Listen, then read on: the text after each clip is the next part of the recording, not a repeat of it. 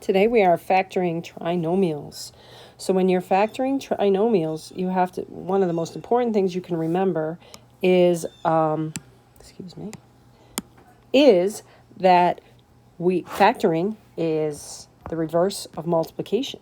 So I just want to do a quick reminder of that.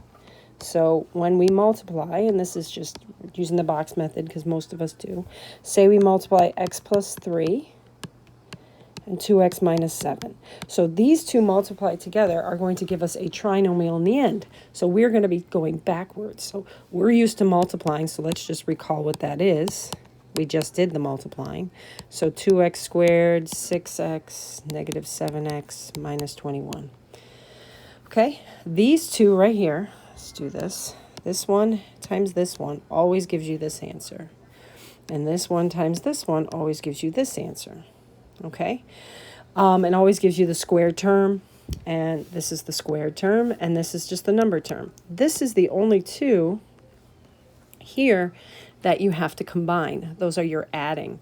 So the final answer for this guy is 2x squared. When we add those negative 7 and 6, we get negative 1x minus 21. So these two added together give you this. And that's kind of what we're really looking at here. This is what we're going to be running through, that idea. And I'm going to use that box method for this also. We're just taking the box method outside, like backwards. Okay, so we have, remember, when we do this, create the box, the answers to the box, excuse me, the answer to the box is the squared term is going to be there. The number term goes there. And then these two have to add together to give you this number. So this method is called the guess and check method, where we kind of just guess and check, and we get quicker and quicker at our math skills, and life just flows like you've never heard. So anyway, x squared. So to get the x squared term, we're going to multiply something in this spot and this spot. So x and x. Okay, so two things that multiply together to give you x squared. And now this spot and this spot multiply to give you 8. Now there's 1 and 8, and there's 2 and 4. Rule of thumb is we usually start with 2 and 4, and we just throw them in there anywhere we want. You can put 2 here, 4 there, other way around, doesn't matter. And then when we multiply these two together, I can change the color for effect. You get 2x, or I could do that, here we go. I get 2x and 4x. So now we want to add these two together. So when I add them together, I get a positive 6x. Oh, so close. If I subtracted them, I got a 2x. So this is, I don't want this one, 6x. So 6x, when I'm adding them together, it means the signs are the same. So signs, same, because I added them together instead of subtracting. And whatever the sign is, that's that one. Okay, same sign is the easiest. They're both should be negative. So if they're both negative, then this one had to be negative and that one had to be negative, and that's our answer. So the final answer is x minus 2 for one and x minus 4 for the other. Okay, so we're going to do that again. And this is the basic idea behind our guess and check. That one was pretty straightforward. We're using things that you've probably seen before, the AM method, all that stuff. But we're going to jump right into having a 2 up there, which changes the whole dynamic of this. Okay, so we're going to have a 2x squared here and a 5. Now, just be aware when we're doing this 5, I leave off the negative right now, because we've kind of worked that in at the end. So I'm going to leave that as just 5. So two things that multiply to 2x squared are 2x and x first. So now the two things that go here and here are multiplied to the 5.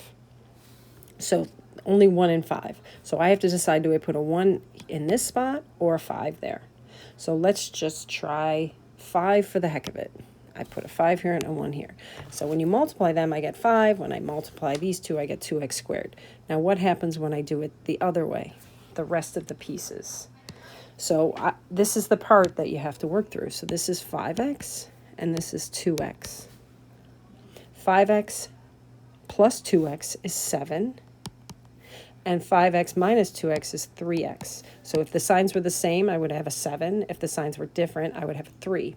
That's not a 9 in any way. This is the number that I'm looking to find. So that means this isn't right. So this is why a pencil is always a nice idea for these problems. So what I do is, all I do is switch these order. Now, we're going to get to a shortcut and we're going to make things easier, but when you're first starting, it's a really good idea to get this instinct down. So 1 times x is 1x, 2 times 5 is 10x.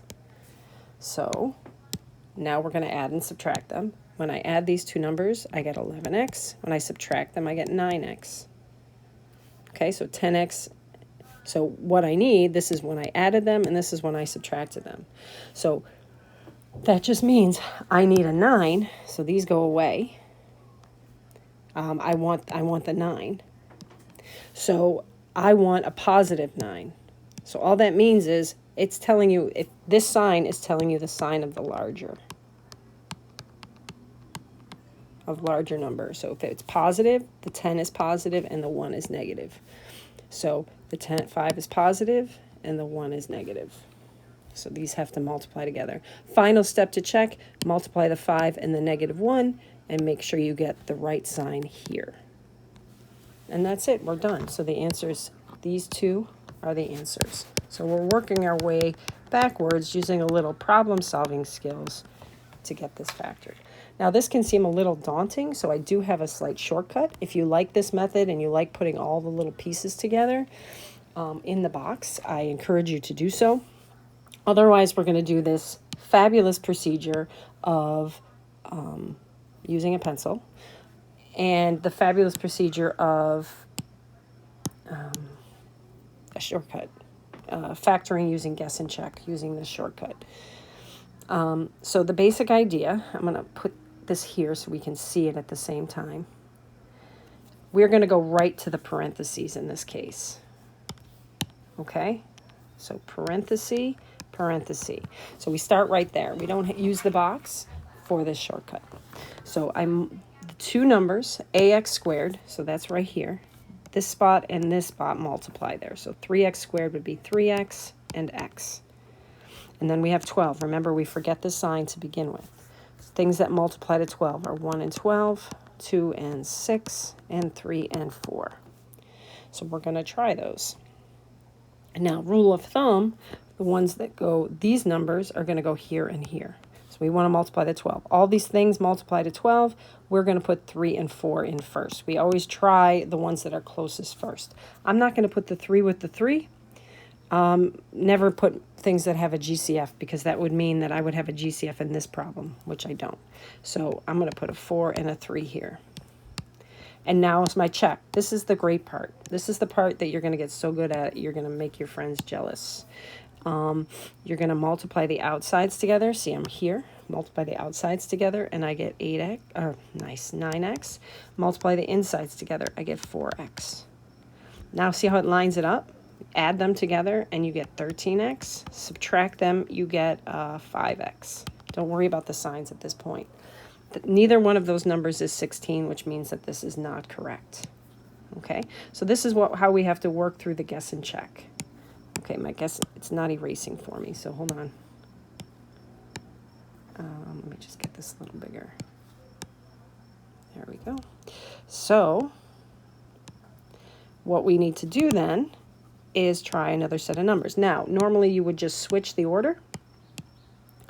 When you switch the order, I would put a 4 here, or a 3 here and a 4 there. However, that doesn't, because the 3's match, I can just eliminate that one completely. So then we're going to try the 2 and the 6. And this is it. So then you just plug them in. Eventually, you'll just be able to look, there's 3 and 6 is 18, and you can do this in your head. But to begin with, it's nice to just write them out. 3 times 6 is 18. These two is 2x. Add them together, I get 20x. Subtract them, I get 16. This is the number that I want. So since I subtracted to get to 16, the signs need to be different, and the bigger sign is negative. So this is the one that makes 18 negative, and this is the one that makes the 2 positive, and there's our answer. Okay, so let's go through with the last one. This is a great technique that you just need to practice a bit. Okay, so we have 4x squared, so it has to go here and here. So we could have 4x or times 1x or 2x times 2x. So normally we would start with 2x and 2x because they're the closest together. So this is me telling you that this isn't always just 4x and 1x. Sometimes you could have multiple factors there. So if we try 2x and 2x, that goes there. Things that multiply to 3 go here, 1 and 3. Outsides, insides. Some of you might see right away that this isn't going to work because if I add these together, I get 8x. Subtract them, I get 4x. So that doesn't work. So I have to switch the order, but the problem is with switching the order, the 2's are the same. So if I switch the order, the result won't be the same. So that means that this is going to be 4 and 1. You don't have to put 1x, but I'm going to. And then we'll try 3 and 1. So try 3 and 1 or 1 and 3. Again, it's just throw them in. I'm not picking them in any random way. Multiply the outside, I get 12. So you see, I'm trying to get 13. Some of you are going to begin to see that 3 and 4 is 12. That's really close to 13. So that's probably going to be the one that works. And it's just great to practice and get better. So when we're adding together, so when their signs are the same, I get 13. When I subtract them, I get 11x. I want 13. So the signs are the same and the signs are both positive. Bam. All right. We're going to practice this a bit. You're going to get really, really good at it, but you have to focus. All right. Have a wonderful day. You're amazing.